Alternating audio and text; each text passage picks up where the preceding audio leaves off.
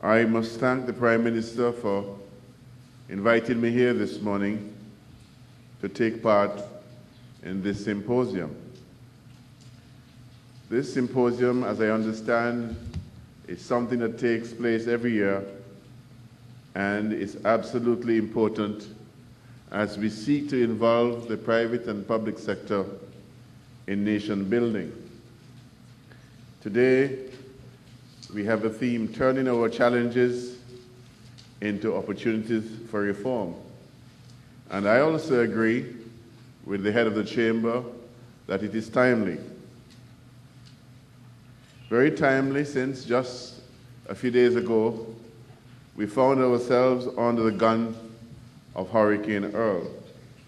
Indeed, I would say that the statement, our islands are small, open, and vulnerable, has been given a new life as we look at the impact of Earl on not only St. Kitts and Nevis, but the islands in the northern part of the Caribbean and in other parts of the Caribbean. Certainly, we realize at one fell stroke that the physical damage and threat to these islands was great and almost comprehensive.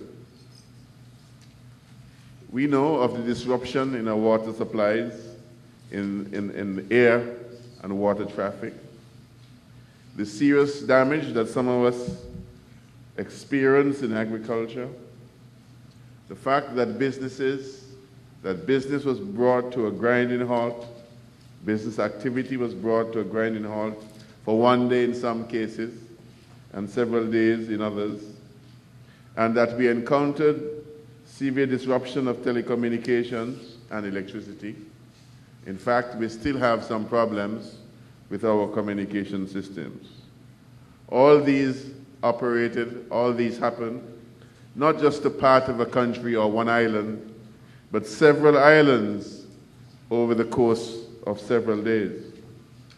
And yet it seems that wave after wave is rolling off the African coast and heading in our direction. I'm told that there are about 2 or 3 more waves moving across the Atlantic towards these islands. So we do understand indeed what is meant by vulnerable. We have had the experience of the worst recession for nearly a century, from which we have not recovered. We have seen what it has done to these islands in the Caribbean, and so we understand what openness means. And perhaps for generations to come, it will have a greater meaning than it has had for a long time in these islands. We are therefore challenged in every way. And we ask ourselves the question, where do we go from here? We have the challenges, we know the challenges. What are the opportunities?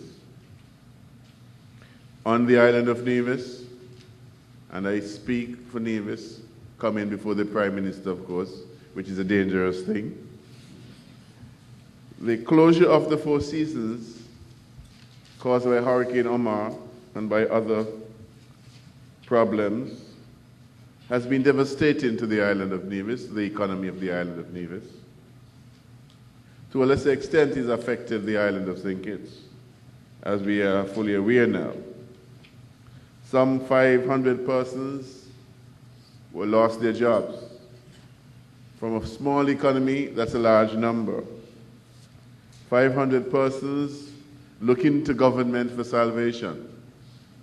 We were fortunate that we were in a position to use the Housing and Land Corporation to absorb some 250 workers, not necessarily from the 4 seasons, but from the economy.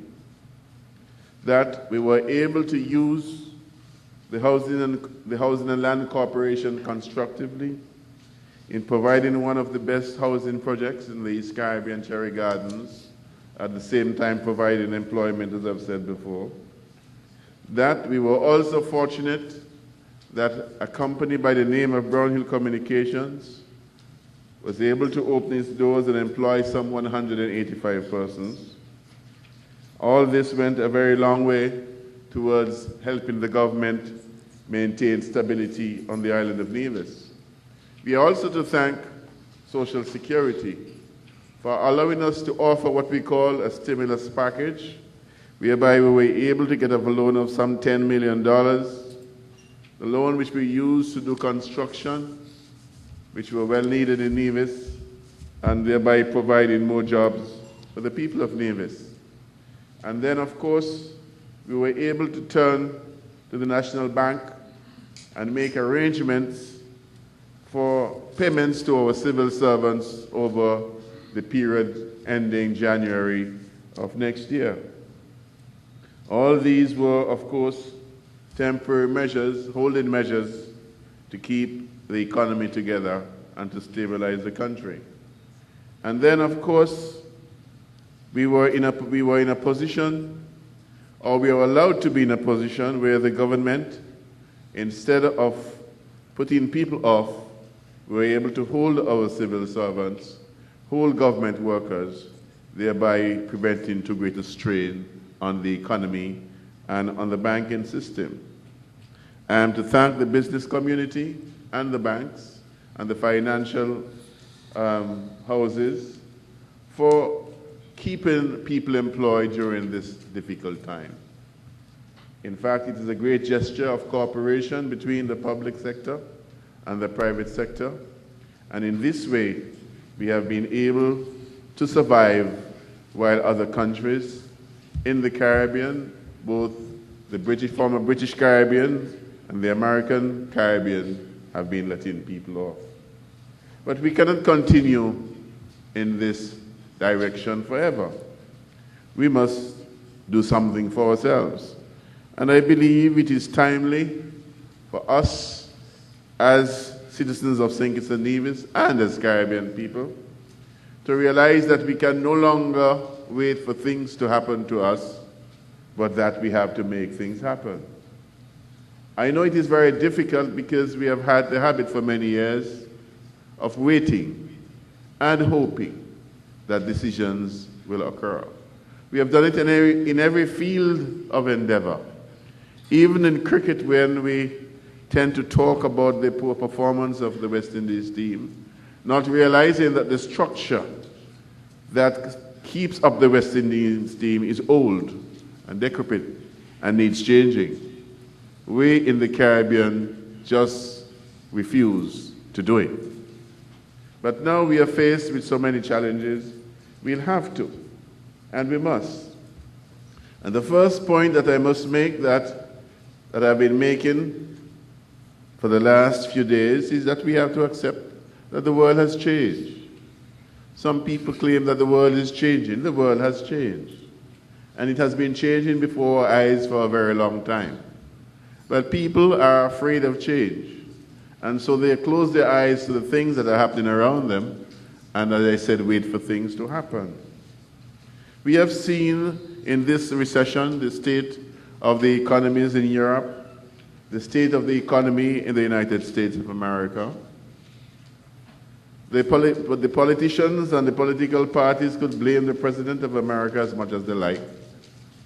That is not going to change what has happened. The damage was done over the last 30 years. It cannot be retrieved in 2 years. It will take a miracle person, maybe Jesus Christ himself, to make those changes in 2 years. And people just have to come to that realization. In fact, some people are predicting that Europe can be a debtor continent, and the United States is already very dependent on China, as we all know. So even as I speak, they need themselves to come to the realization of what is happening and make long-term changes.